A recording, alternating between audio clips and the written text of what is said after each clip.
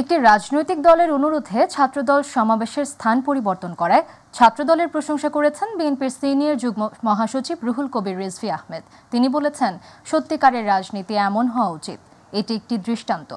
বিএনপির ছাত্র বিষয়ক সম্পাদক রকিবুল ইসলাম বকুলের শারীরিক সুস্থতা কামনায় দোয়া ও মিলাদ মাহফিলে যোগ দিয়ে তিনি এসব কথা বলেন।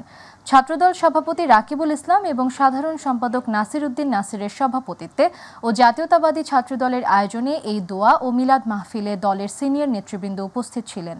সামনে হয়তো আরো অনেক বাধা আসতে পারে, সামনে হয়তো নানা ধরনের আমাদের চক্রান্ত এবং ষড়যন্ত্রের গভীর খাত তৈরি হতে পারে, কিন্তু আমার বিশ্বাস সেই খাত হাত ধরে পার করে দেওয়ার মতো তারুণ্যের শক্তি নিহিত আছে জাতীয়তাবাদী ছাত্রদলে।